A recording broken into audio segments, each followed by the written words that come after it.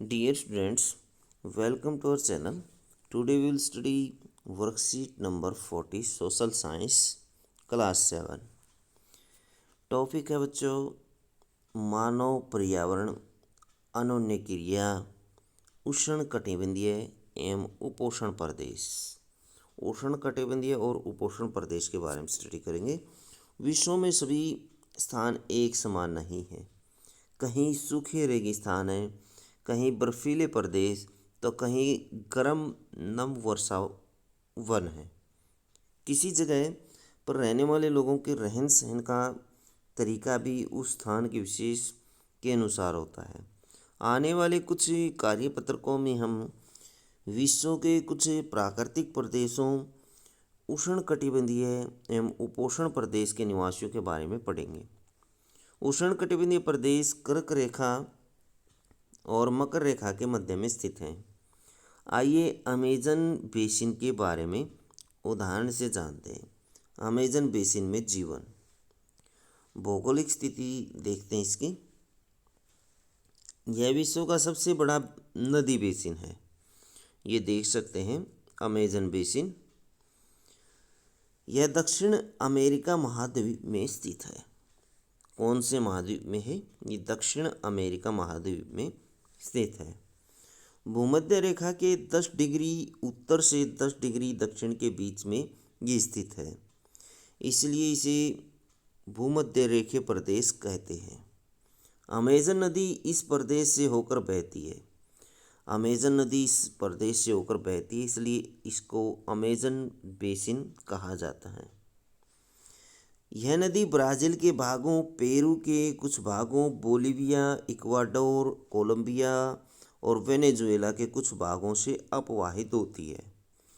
ये जो नदी है ये कुछ देशों के भागों से बहती है, जैसे बोलीविया, इक्वाडोर। ये देख सकते हैं आप इसके अंदर, चित्र के अंदर ये इक्वाडोर है। और कोलंबिया, ये कोलंबिया है। ये वेनेजुएला है और ये पेरू है। यहाँ से के कुछ भागों से ये बहती है। ये बोलीविया है।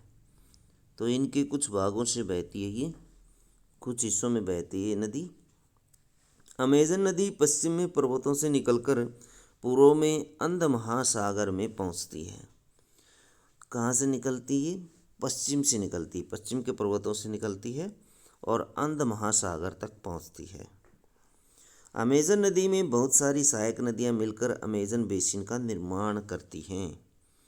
तो इसमें बहुत सारी नदियाँ मिल जाती हैं। जलवायु कैसी है? पूरे वर्ष यहाँ गर्म और नम जलवायु बनी रहती है। यहाँ का मौसम दिन और रात दोनों ही समय लगभग समान रूप से गर्म और आर्द्र रहता है। इस प्रदेश में लगभग प्रतिदिन वर्षा होती है, वह भी बिना किसी पूर्व चेतावनी के। दिन का तापमान उच्च रहता है और आर्द्रता भी उच्च होती है। रात के समय तापमान कम रहता है, लेकिन आर्द्रता वैसे ही बनी रहती है।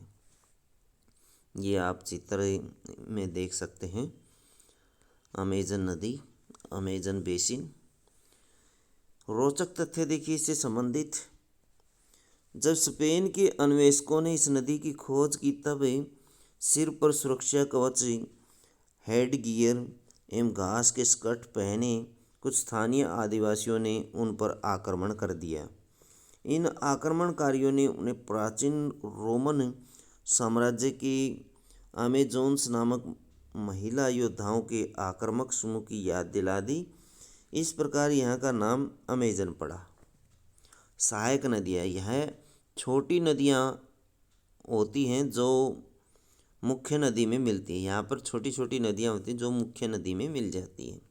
नदी बेसिन, मुख्य नदी अपनी सहायक नदियों के साथ जिस क्षेत्र में के पानी को बहाकर ले जाती है उसका बेसिन अथवा जल संग्रहण क्षेत्र कहा जाता है। उसको क्या कहा जाता है? जल संग्रहण या बेसिन क्षेत्र कहा जाता है। बेसिन का मतलब है जल को संग्रह कर लेना, जल को इकट्ठा कर लेना, अपने अंदर ले लेना।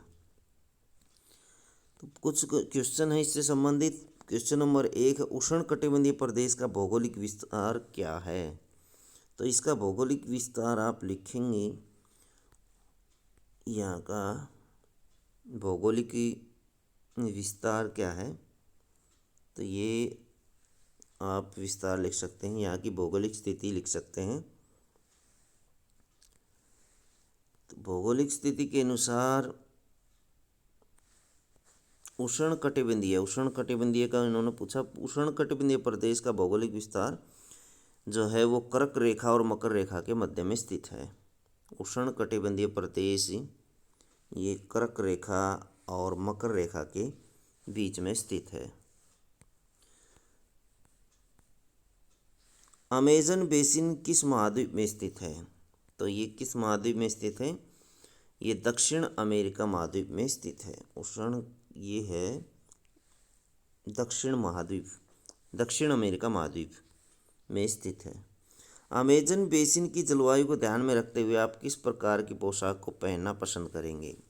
यहाँ गर्मियों और वर्षा की पोशाक पहनी जा सकती है। जो गर्मियों में पहनी जाती है, जैसे सूती भी वस्त्र भी पहन सकते हैं, और वर्षा वाले भी पहन सकते हैं, क्योंकि यहाँ पर वर्षा रोज़ाना होती है, प्रतिदिन वर्षा होती है इन क्षेत्रों में, और बगैर किसी सूचना के होती है। तो वर्षा वाले वस्त्र भी पहने जा सकते हैं।